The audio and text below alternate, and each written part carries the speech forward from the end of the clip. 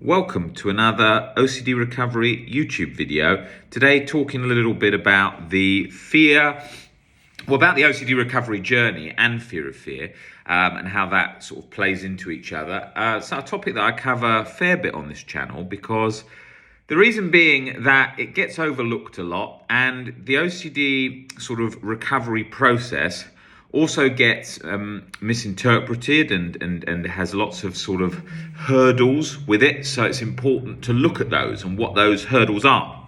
So the first thing is that in relation to a video that Nick did just earlier today, talking about the importance of persistence in the recovery journey and why people tend to stay stuck and why a lot of people don't recover in the OCD community.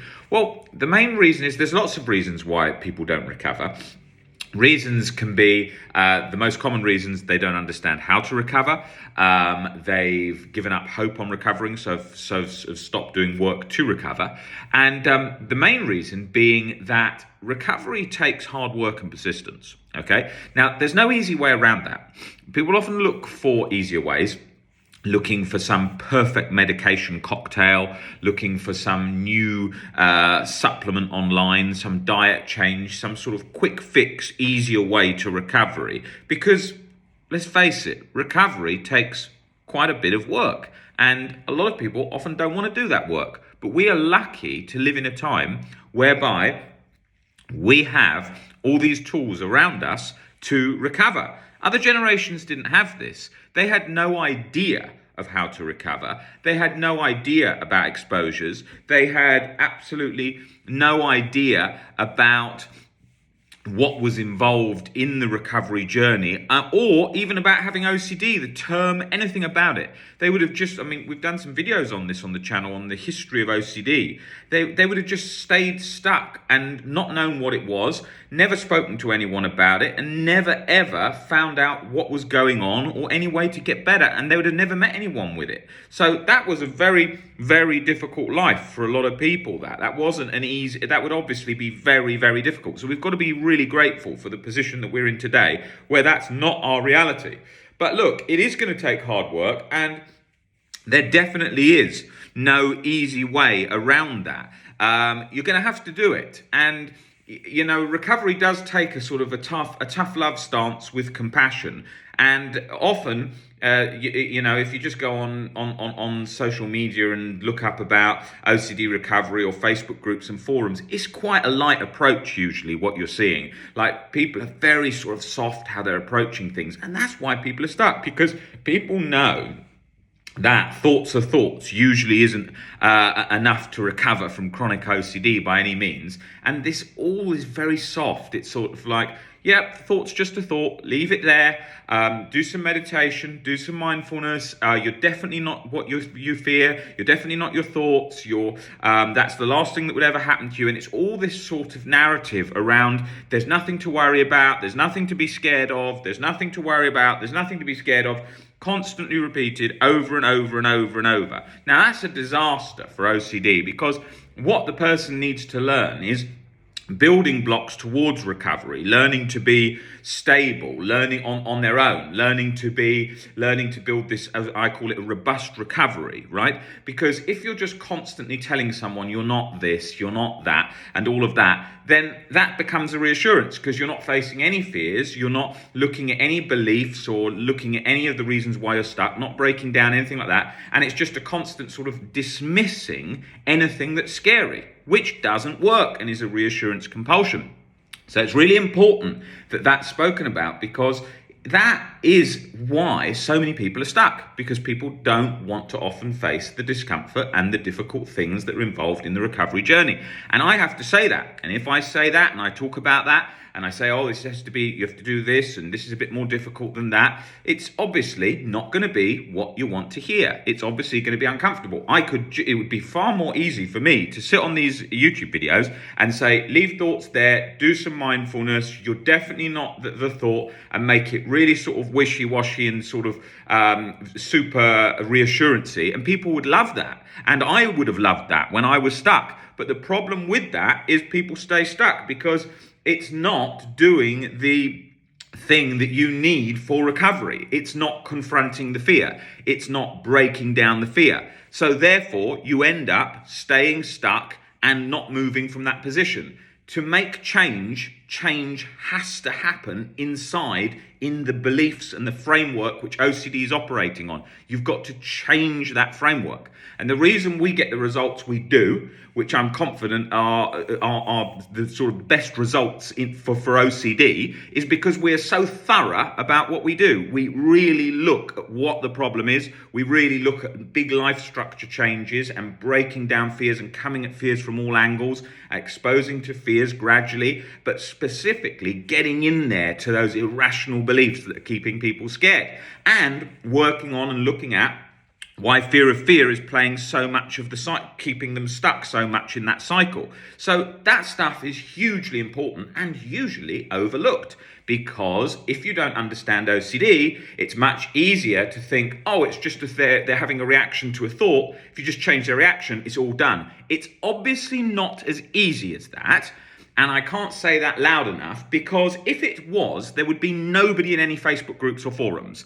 But they are full of people who have still stuck because they've done da-da-da-da-da-da and a whole long list of things that we all did, because it's not thorough enough for the majority of cases. But you will obviously get cases where it does release enough, and then people will say, oh yes, that worked for me, so then that must work for you. It's not simple like that, because you need to be able to, whatever the person comes in with, whatever anxiety, whatever fear, you need to be able to bring that down for them. So if you're in a position where mindfulness, leaving thoughts are there, is still leaving you chronically anxious and chronically guilty, you obviously need to do more if that's been persisting for months and months and months, years and years and years, which is a position I have been in myself, and the thousands of people who've come into us over the years are in themselves. It's not rocket science. It's not a secret method. It's a case of looking at life as it is, rationally, realistically, and breaking down why the thing you're scared of isn't as scary as you think, as well as changing your relationship with fear and anxiety. And that is going to take shifts in your life philosophy, life perspectives, as well as which you come at through breaking down your irrational beliefs gradually and changing your perspective of anxiety, physical symptoms, anxiety sensations, and the general whole experience of having OCD. So in these videos, I like to cover that sort of in detail to show that journey, because otherwise people feel hopeless. They think, oh my God, I've been to 10 different people. I'm still not better. Nobody understands it, or I'm treatment resistant because nothing else works. That's how people think. That's how they get in their head. And then that's compounded by people who don't understand OCD, constantly saying the same narrative of thoughts are thoughts, leave thoughts there. Oh, you're obviously reacting too much. Try and do a bit more meditation. That don't work, because people come in that have been on meditation retreats for months and months and months and months and months and are feeling worse than ever, often because they've gone more internal. And that's not to say that meditation is very helpful, but it can often be counterproductive where the person's getting too internalized, say, for example, with sensory motor OCD. So if they've been doing something for a long period of time and it hasn't been working, they need to adjust what they're doing. And that's absolutely vital when it comes to OCD, because otherwise what we do is, let me give an example. When I was stuck, I went to yoga, meditation, massage constantly every week, centers all over the world, all of that stuff, because I was feeling chronic guilt and chronic anxiety 24/7. Okay? All right, waxed and waned, the roller coaster, but most of the time that guilt was locked hard on all the time. So it wasn't like I didn't try everything. And it wasn't like I was trying to fight it all the time. I was leaving it there. But chronic guilt relating to real event and harm OCD just cut through that peaceful state like a hot knife through butter. So you're going to feel like that, like a lot of the quotes that we put up by Albert Ellis talks about how if you're super scared of something, you've got this irrational belief, like it's going to fire up your nervous system until you change your perspective on something. Often, that's the Korzybski quote about God may forgive your sins, but your nervous system won't. And that specifically relates to not from a religious context, but it's because it's an old quote. But I'm saying it specifically relates to that locked in like sensation, that locked on like sensation that we're experiencing with chronic guilt and chronic harm related OCD, because we tend to all have conditional acceptance. So OCD heads like a homing missile for that condition, and then it latches all around that, and that creates that chronic guilt and chronic anxiety like state, which I've been talking about for OCD and raising awareness of for the last decade. And put it this way, I'm sitting here now, no chronic anxiety, no chronic guilt. I don't have any setbacks. There's no thoughts that can come up or false memories, because whatever it latches to or tries to latch to, it knows that there's no fear there. I can see it rationally. There's nothing can, and I embody that unconditional self-acceptance. I can see that. I can understand that. It makes rational sense. So it doesn't provide a framework for OCD. But in the past, I would be tense, neck tensed, arms tensed, everything tense, because it was engaged, it was locked on. I didn't believe that. I believed if I had done ... I should be written off forever. If I'd done ...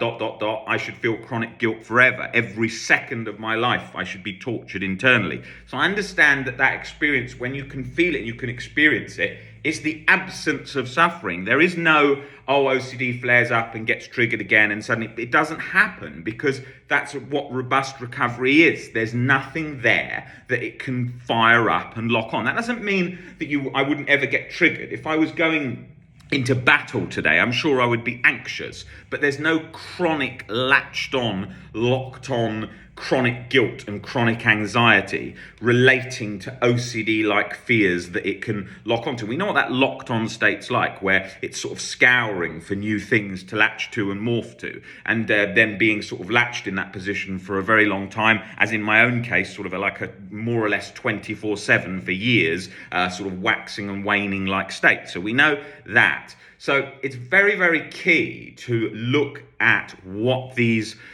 how you're operating with OCD, because a lot of mine was fear of fear. It wasn't just this disputing of irrational beliefs. And we're not disputing thoughts. That's another misconception. We're breaking down those core beliefs that are firing up the anxious cycle, as well as, which was a huge part, changing my relationship with the anxiety, chronic guilt, and learning to live with that and not be so scared if that persisted so-called forever, for the rest of our life, right? And all of that combination, that then picks away all that internal framework that the OCD is operating on and functioning on, and creating that internal clinging like state, that like internal octopus like state of tentacles latching on to everything. And it's very much like that. And if you've got OCD, you'll know exactly what I'm talking about. And if you haven't got OCD, you'll probably think, what the hell's this guy talking about? But if you've got it, you know where I'm coming from with this. And I thought I would come on here and talk about that to give a bit more understanding of the process of recovery and what's involved.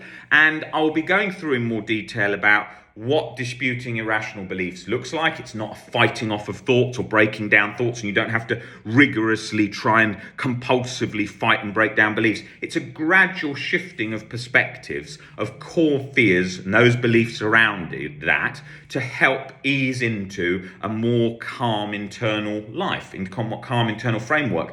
If you're constantly believing something like, say, somebody might believe, I need to be famous as a TikTok dancer or something, right? And that's their whole focus in life. They'll be anxious all the time. They're not famous. Oh my God, how did that video do? Oh my God. But if they had accepted that, hey, that might not happen, but if it happens, it's a bonus. I would like it to happen, but if it doesn't, I can still be okay and still enjoy my life and function and so on. Then they won't have that constant anxiety around that being turned up every time they're making a video and so on. So that's changing their perspective from, instead of that must, that absolute, I must achieve this, I must do this, to I need to do this. And that doesn't mean they're gonna I need to do this, to I would prefer this to happen, but if it doesn't, I can stand it. Then you have a peaceful response. That still means that they're driven to do it. It doesn't mean they're not driven. They're still very driven to do it, but they don't feel like internally completely latched to it, like they can't survive for 1 second without it, that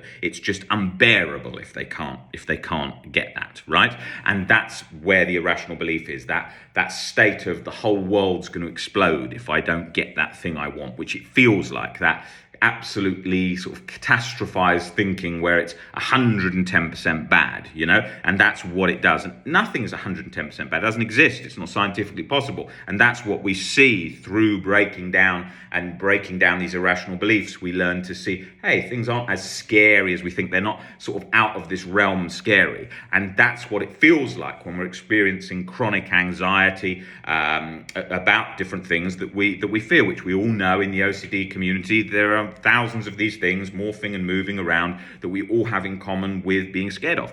So yeah, I will be covering this in detail in a lot more different videos, but I have done quite a few videos on this channel covering that already. If you look at some of my videos on internal control and the anxiety process and fear and what is recovery and what is acceptance, they all sort of overlap into what I'm talking about here, into getting a good understanding of how that inner sort of network of anxiety is operating and how to stop it functioning in that way. And all it is we don't want to get rid of anxiety because it saves our life and helps us function, but we want to learn to live better alongside it. That doesn't mean having chronic anxiety forever. It means learning to turn that down so that we're in a peaceful like state where anxiety can move up and down depending on threats in our life, but not in a latched 24 hours a day chronic state with shame, guilt, and so on, all the other parts that go with it.